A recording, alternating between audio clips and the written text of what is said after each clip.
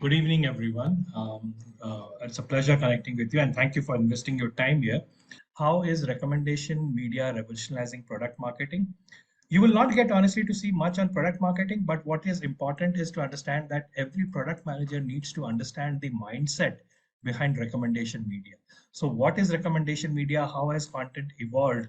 And what is the difference between social media as we know it right now versus recommendation media, which has creeped in the last year and a half, is something that we'll cover. You can ask questions at any point in time.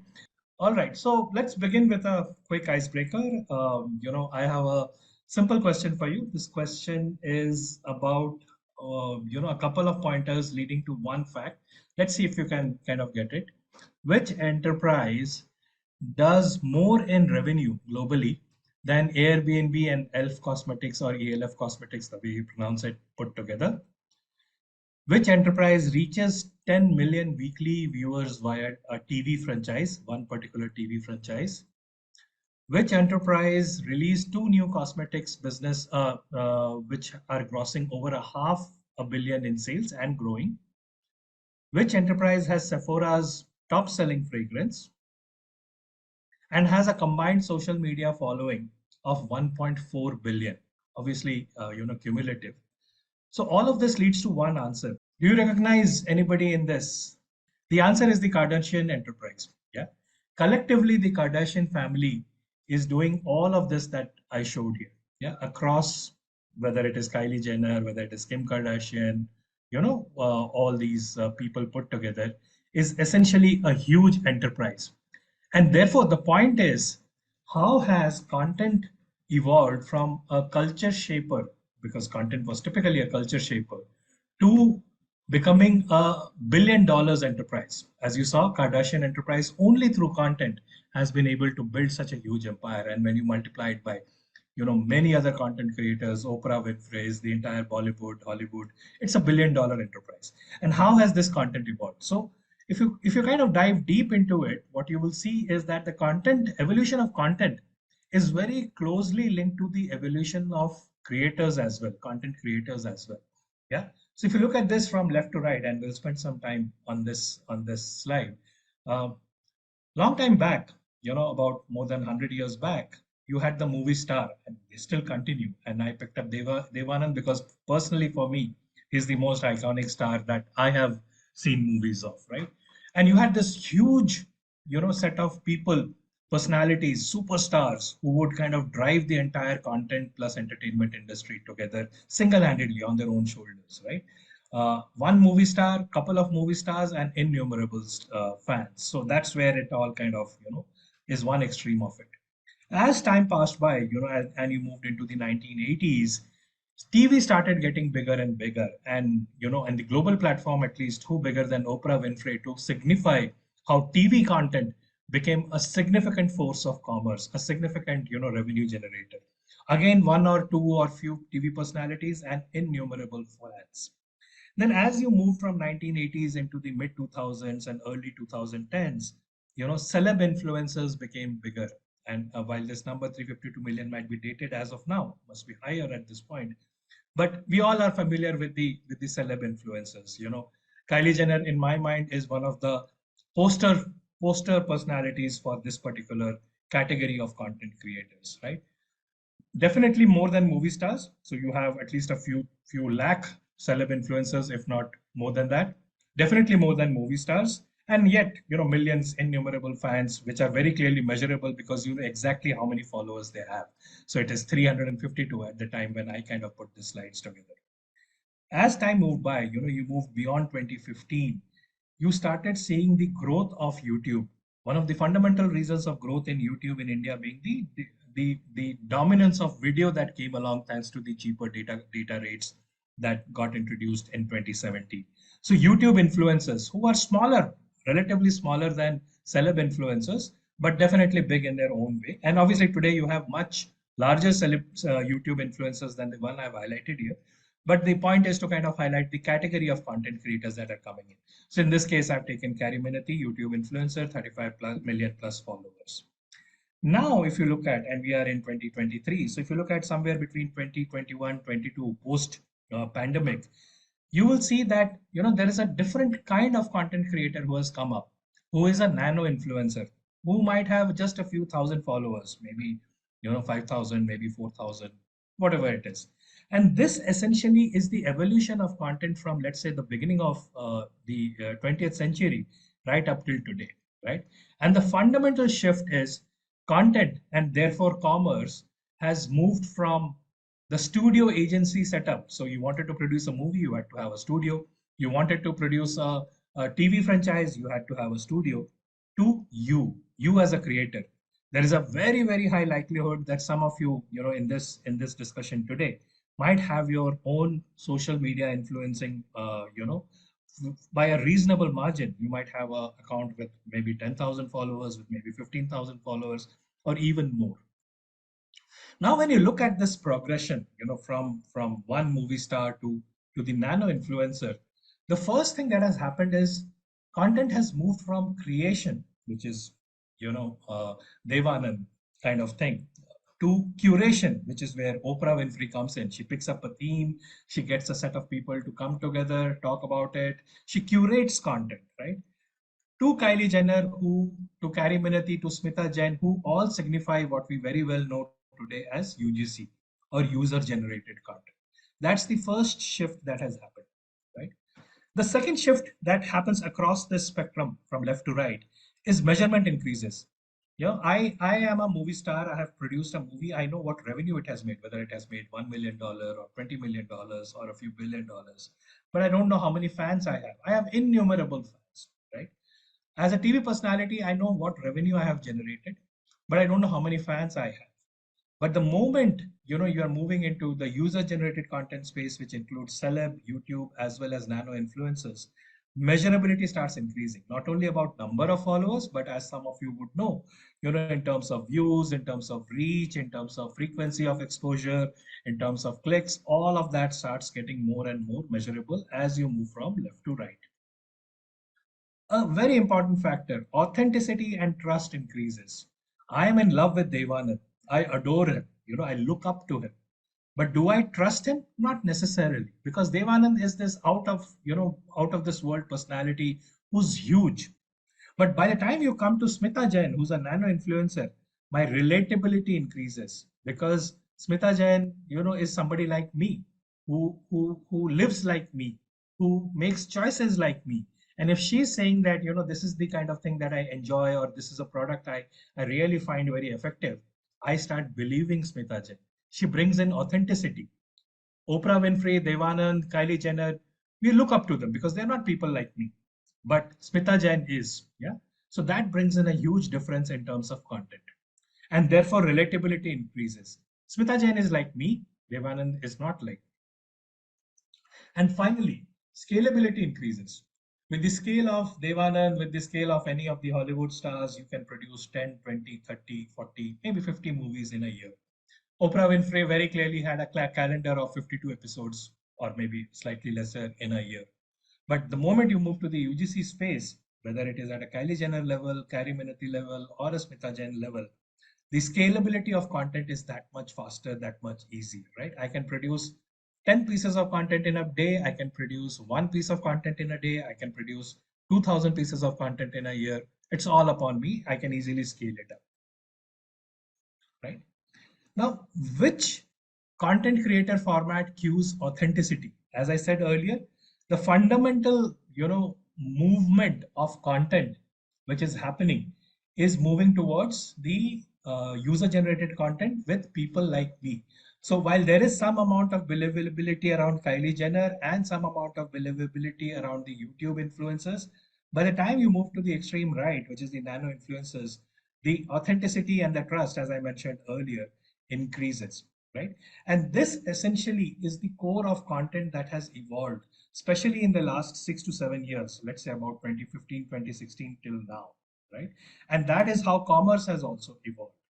Now, all of this is dependent on one thing which is common from left to right: number of fans, number of followers. Yeah? And if I use those terms interchangeably, then what becomes important is, if you are a product manager, or if you are interested in product marketing or product management, what you should be familiar with the term called friend graph, right? Facebook, when it began with friend graph. The number of followers determined the distribution of content. If I have 352 million followers like Kylie Jenner, I have supreme power. A power which she utilized, I think, somewhere about 3 or 4 years back, when she brought down the share price of Snapchat, by just one tweet. Snap, does anyone use it these days? And that got the share price of Snap down massively, right? That's the power that the friend graph gave, and that is the the core of social media. Now, unfortunately, this was true maybe 2 years back, maybe 3 years back. It is no longer true today. However, conventional, thoughts, conventional wisdom tells us social media is equal to friend graph. Social media is equal to, therefore, followers. The more number of followers you have, the more, powerful you are. Not right. And therefore, fundamentally, what is changing is, and it happened as recently, at least in the case of Meta, Facebook, as recently as July 22, the entire algorithm of social media started moving from friend graph to something very different. Anybody wants to take a guess at what happened? Roughly around July 22. As I said, the algorithms of social media started moving from friend graph, which is number of followers, the distribution in the follower set, to something else. No? What fundamentally has changed in the past few days, and I'll take some time to set context to it, is let me just see if I can kind of move this right. Yeah, better. The shift that happened was from social media, as I said, from friends graph to recommendation media. On the left hand side of this slide, what you see is Adam Mosseri, who's the I wouldn't use the word CEO, who's the head of Instagram. He owns all product related decisions on Instagram. And below that, obviously, you don't need any introduction. Mark Zuckerberg, founder of Meta. But this time in this screen, he's talking about Facebook. So Adam Mosseri and Mark Zuckerberg are respectively talking about a few changes happening on Instagram and on Facebook, respectively.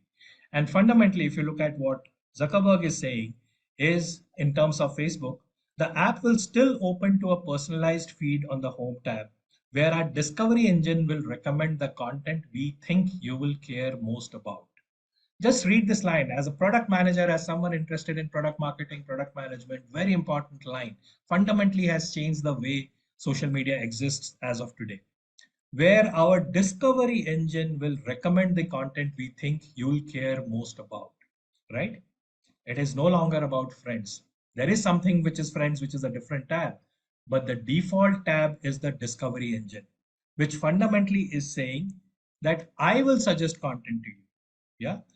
A content by created by Kylie Jenner, might be very relevant, but if it is not as per the engagement algorithm, I am not going to put that up for you to see. So suddenly, what happens?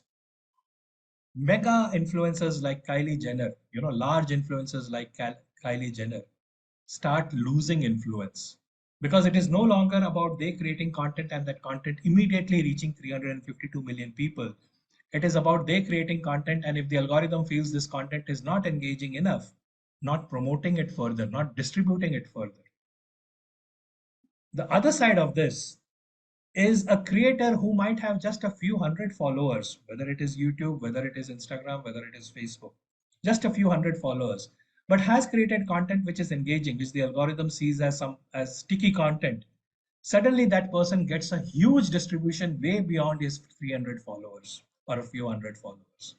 And that is essentially recommendation media, which fundamentally is about moving away from friends graph to moving into what the algorithm thinks is engagement, and therefore promoting that content by distributing that content way beyond your follower network. You might have 352 million followers, your content is not engaging enough, it might reach only 10 followers. You might have 10 followers, your content is super engaging, it will reach 352 million, as you would have seen across Instagram personalities, content personalities who have come up overnight. And that is the power of recommendation media.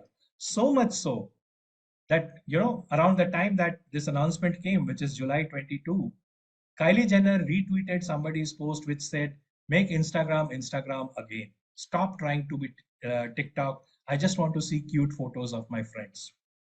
It wasn't very social. Let's not believe that she wanted really, her friends to see her content.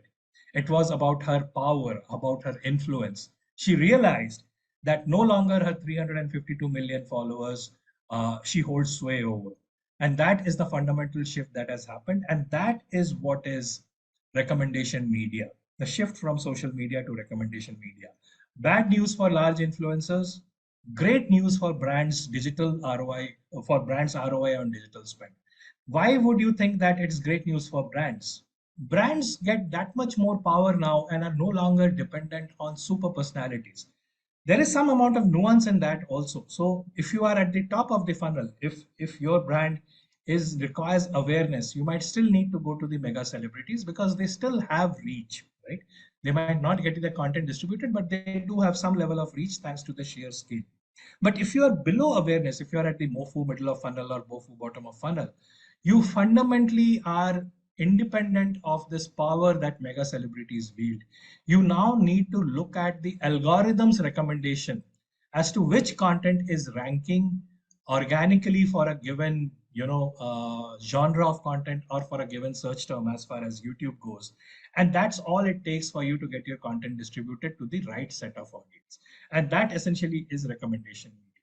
Sorry, I'm not able to transition. Give me a second, please. Right. And hence, goodbye, friends. Social media, the way we know it, even today, does not exist. It has slowly kind of creeped into what the algorithm is looking for, which is attention. If your content is able to grab the user's attention, that content gets promoted over any other content. Because you have watched that content for a few seconds more and therefore flagged your attention to that to the algorithm will start showing you more from that kind of genre, similar content, and hence your friends graph is completely out.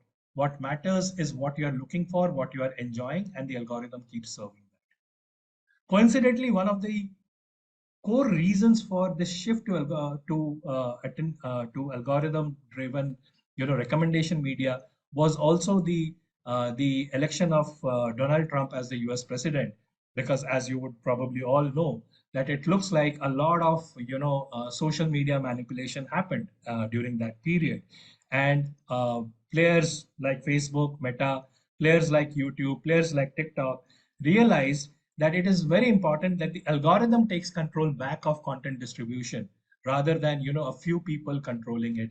And that essentially led to this change, which over a period of time translated into much more commercial reasons of promoting content which engages rather than promoting content by creators who have a large number of followers, right?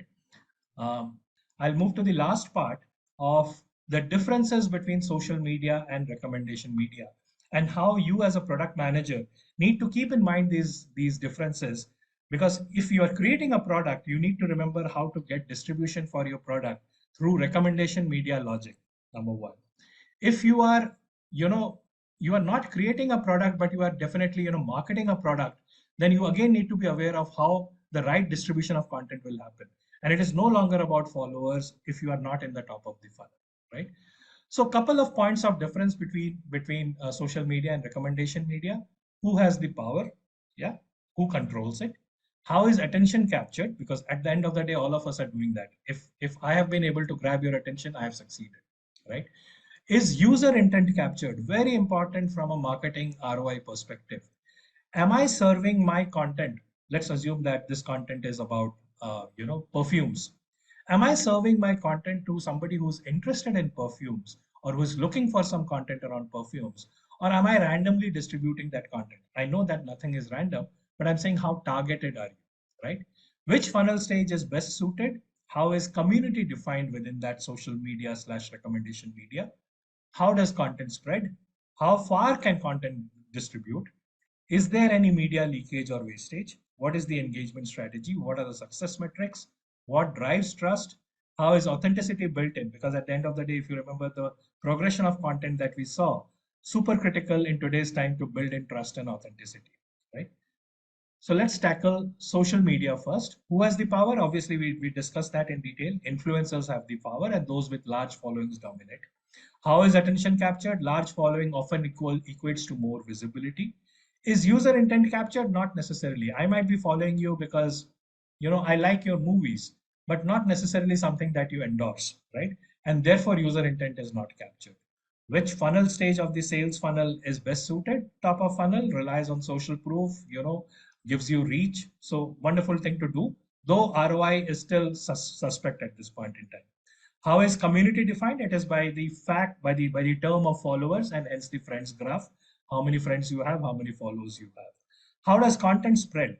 Content spreads in social media by being shared amongst friends and followers. That's the more or less the boundaries of content spread.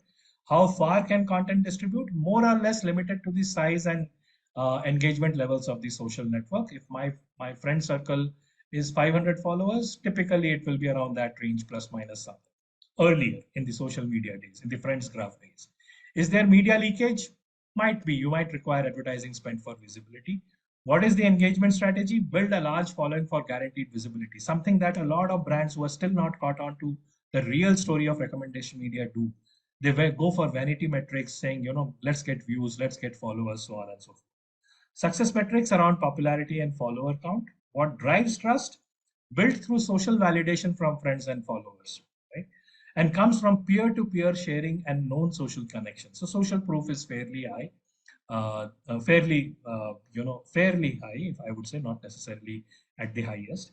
Consumer insights, general insights based on likes, shares, comments. As somebody who, in all likelihood, if you're looking at the beneath the hood of your product into the dashboard, these kind of metrics are typically likes, shares, and comments. Last part, when it comes to recommendation media, which is what is happening now and will increasingly become more visible over the next, as we move into 2024, who has the power? The platform's algorithm decides what gets attention, right? Fundamentally taking it in its own control. How is attention captured? Quality content is rewarded with greater visibility. Quality is equal to engagement. We'll come to that. Is user intent captured? Yes. With high precision targeting basis topic of interest or search. If I am interested in content which is around makeup or around perfume, I'll see a lot more content going ahead around those topics because that's how the algorithm is built. Which funnel stage is best suited? Across the funnel, more importantly, middle and middle for sure, because it is personalized to user intent. How is community defined? By topics of interest, engagement, or search. There is a very clear intent layer which was missing earlier when it came to the traditional social media till about 2020-21. How does content spread? Driven by algorithm, we discussed it, that match content to individual tastes. How far can content distribute? Technically limitless because it is driven by content quality and algorithmic organic rank. If YouTube feels that your content is relevant for that, for that search term or for that theme of interest, and it ranks you number one, you are going to reach a lot more people than your total number of followers. Which is why, if you see today, and if you can do it right now in the next few minutes, look for a search term on YouTube and see the results that pop up in the top 10, top 20 kind of thing. And you will see a lot of creators who don't have great number of followers and yet are ranking there. So their reach has suddenly become limitless, right? Is there media leakage wastage? Uh, the answer is yes, but probably if you are able to track the organic ranking, especially on YouTube better, you would see a lot better ROI as compared to earlier times. What is the engagement strategy? Fundamentally, all creators believe in this. Focus on creating high quality content that the platform favors, right? What are success metrics? How well the content resonates with individual users, which means stickiness of the content. What percentage of time of the total time of the content is being watched becomes super critical, right? What drives trust? Built through consistently relevant and engaging content. I'm going to trust a content creator who repeatedly talks about perfumes, who regularly talks about perfumes, who has become a quasi perfume expert. And hence, I start trusting that person. What drives trust? Built through consistently relevant and engaging content, because I do so much of content around perfumes that I'm considered an expert on perfumes. How is authenticity built in? Comes in from a personalized, tailored content experience. I get to see what I like. In some ways, this is an echo chamber, but an echo chamber which makes me believe that things are authentic. Yeah? Consumer insights, detailed insights due to data-driven nature of content delivery, exists in social media also, but limited to a certain set of parameters. Here you can get into a much more detailed deep dive. Right? So the real hero today is the algorithm. You have this, content journey which has happened, but what has taken over all of this is fundamentally the algorithm. A screenshot of a typical, YouTube meta tagging that happens. So that brings me to the end of this, what I had to say about recommendation media and its evolution.